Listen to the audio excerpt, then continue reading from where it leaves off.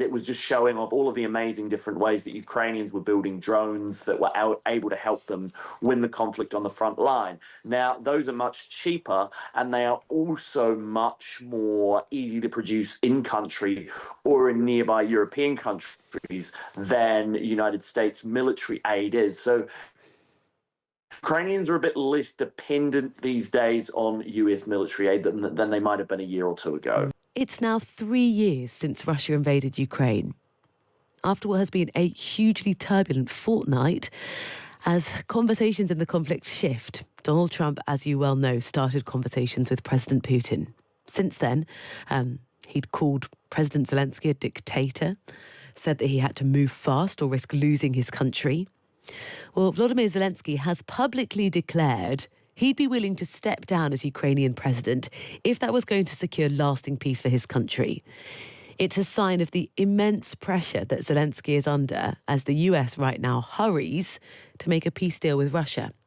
Tom Mutch is a freelance journalist living in Ukraine, writing a book on the conflict, joins us again this morning. Tom, good morning. Good morning. Thank you very much for having me, especially on such an important day for Ukraine. It is an important day, and the landscape has shifted somewhat in the last 2 weeks or so. We'll get onto that in just a moment. But firstly, the comments made by the Ukrainian president said that if it secures peace, he will step down. Tell us what happened. Okay, so yesterday evening, the Ukrainian president organized a rather large press conference. Zelensky's actually very good at these. He's willing to take absolutely any questions from all comers for hours and hours. And some asked him about, this dictator label. And he was saying, look, my main interests are for my country, not for myself. And to prove this, I would be willing to step down if we get to an agreement that ensures lasting peace. And he specified NATO membership, possibly because he knows he's not quite going to get that. But the point he was trying to make was more, look, I'm here to serve my country, not the other way round. And to be fair to Zelensky, he has at least put the interests of his country regularly before himself. When it comes to his personal safety, for instance, he famously declined to leave Kiev at the start of the war 3 years ago, and he also was more than willing to go to the front lines and visit his troops, even under quite heavy fire, which has been quite a morale raiser. What response has Zelensky had in saying, look, I'm not going to put myself first. If it's going to help engineer what we need for Ukraine, I'll do it? So the response here has been fairly positive. Actually, people have slightly rallied round the flag in terms of Zelensky's popularity over the last few weeks, just because they have seen him. Well, it was once he was seen to standing up to Putin. Now he's seen as standing up to Putin, Russia, Donald Trump, and the entire United States. So he's kind of, that underdog effect has sort of resurfaced for him.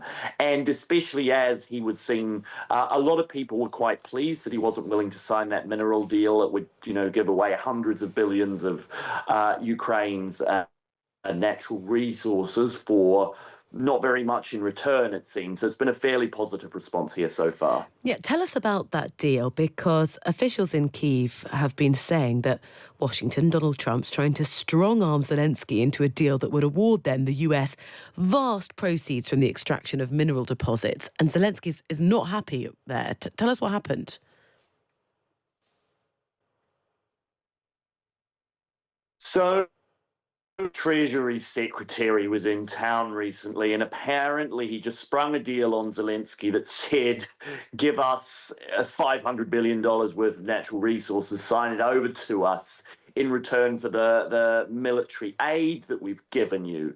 And obviously the Ukrainians took umbrage at this for two reasons. One, the amount of military aid they received from the United States was significantly lower than $500 billion. Now, if they'd been given $500 billion worth of military aid, perhaps they would have been able to take back all of the occupied territories, including Crimea, and they could have a different conversation, but that wasn't the case. Also, Ukrainians are annoyed with the fact that this was not structured as a loan. This was structured as as aid. Someone comes to you and gives you a gift of, say, £5,000, and then 3 years later they turn around and say, actually, I want that back. You're not legally obliged to give it back. So a lot of Ukrainians are looking at these tactics as sort of quite extortionate, really, and it's really, really damaged the interests of the reputation, really, of the United States in the eyes of Ukrainians. I was doing a job yesterday, and it was a town that had been quite recently reconstructed, and Ukrainians would always used to say, when talking to you, with the help of our American and our European partners. And I've noticed they've stopped doing that. Instead, they're saying just with the help of our European partners and leaving the US out of it. They feel very insulted, very angry, especially after 3 years of bloodshed. Yeah, and I just wonder what actually is happening on the front line, Tom, because, many of the volunteers who took up arms 3 years ago, we can all remember so vividly exactly that day. So many lives have been lost. There is, I think, some degree of just utter exhaustion. In terms of the strength of Ukraine's military position, how would you define that as potentially negotiations start?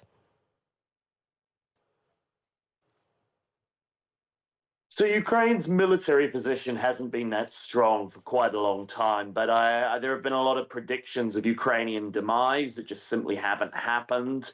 Even over the last year, the Ukrainians have lost bits of territory in the eastern Donbass region, but these are relatively small on an overall map of Ukraine. The military, so one of the problems is that, yes, a lot of people did volunteer for the military, especially those huge lines in those early days, but a lot of the most motivated, determined volunteers, most of them joined during that first year. That means a lot of them have been killed, a lot are injured, a lot are exhausted, a lot have demobilized for other reasons.